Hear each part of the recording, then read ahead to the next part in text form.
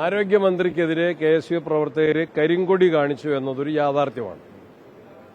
കരിങ്കൊടി കാണിച്ച KSU പ്രവർത്തകരെ അപ്പോൾ തന്നെ പോലീസ് വളഞ്ഞിട്ട് പിടിക്കുന്ന ദൃശ്യങ്ങളാണ് കാണാൻ സാധിച്ചത്. KSU പ്രവർത്തകർ എണ്ണത്തിൽ വളരെ കുറവായിരുന്നു. പോലീസ് അതിന്റെ 10 ഇരട്ടിയോളം പോലീസ് ഉണ്ടായിരുന്നു. അവർ KSU പ്രവർത്തകരെ വളഞ്ഞിട്ട് പിടിച്ചു.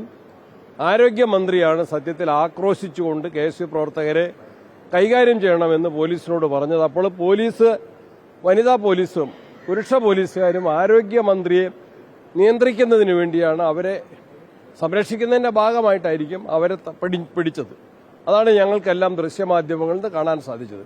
ആരോഗ്യമന്ത്രിക്ക് KSU പ്രവർത്തകരാരും യാതൊരു തരത്തിലുള്ള കയ്യേറ്റമോ ആരോഗ്യമന്ത്രിയുടെ നേരെ കയ്യേറ്റമോ അക്രമമോ ഉണ്ടായിട്ടില്ല. യാതൊരു പരിക്കും പറ്റിയിട്ടില്ല.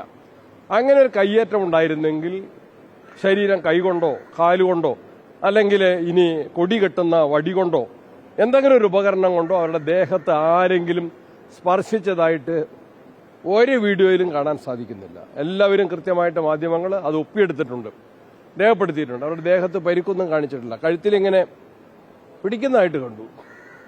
അത് വാസ്തവവിരുദ്ധമായൊരു കാര്യം കെട്ടിച്ചമച്ച് അവരാണ് സത്യത്തിൽ അക്രമം അഴിച്ചുവിട്ടത്. ഇന്നലെ DCC ഓഫീസ് ആക്രമിച്ചത് കണ്ണൂർ ജില്ലയിലെ മാർക്സിസ്റ്റ് നേതാക്കന്മാരുടെ അറിവോടെയാണ്.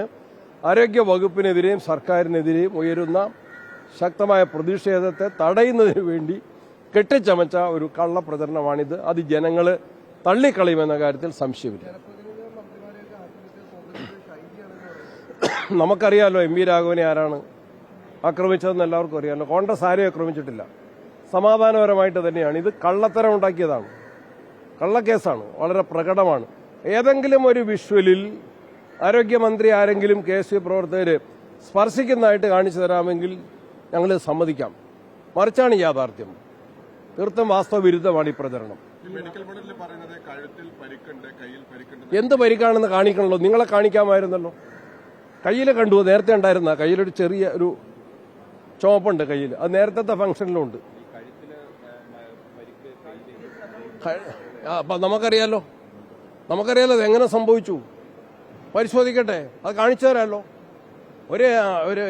ഒരു വടി കൊണ്ടോ ഒരു കൈ കൊണ്ടോ ഒരു കരുവാളിപ്പുണ്ടാവും, ഒരു നീർ കെട്ടുണ്ടാവും.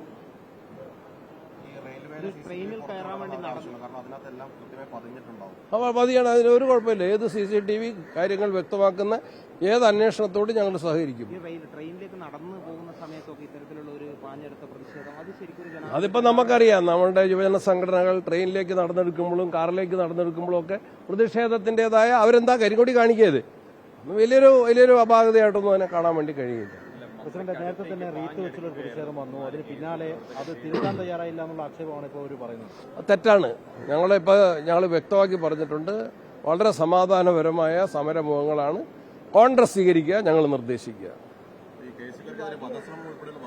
അതിപ്പോ കള്ളക്കേസ് എടുക്കാൻ എന്താ ആർക്കറിയാം? മുഖ്യമന്ത്രി എന്തായിരുന്നു? യൂത്ത് കോൺഗ്രസിന്റെ പ്രവർത്തകരെ ആക്രമിച്ച് പരിക്കേൽപ്പിച്ചതിനെ മുഖ്യമന്ത്രി അവരെ തല തല്ലിപ്പൊട്ടിച്ച് ചെടിച്ചട്ടി കൊണ്ടും ഹെൽമറ്റ് കൊണ്ടും തല തല്ലിപ്പൊട്ടിച്ചതിനെ മുഖ്യമന്ത്രി രക്ഷാപ്രവർത്തനമെന്ന് വിളിച്ച മുഖ്യമന്ത്രിയാണ്. ആ മുഖ്യമന്ത്രിയുടെ കീഴിൽ പ്രവർത്തിക്കുന്ന പോലീസിന് KSU പ്രവർത്തകർക്കെതിരെ കേസെടുത്തില്ലെങ്കിലേ അത്ഭുതം.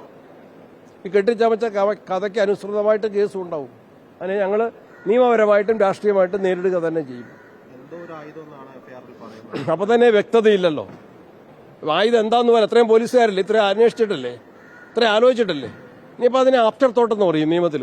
ആഫ്റ്റർ തോട്ട് പിന്നീടുണ്ടായ ഒരു ചിന്ത. ശരിയല്ല, വസ്തുനിഷ്ഠമല്ല. അഭിനയമാണോന്ന് ജനം വിലയിരുത്തും.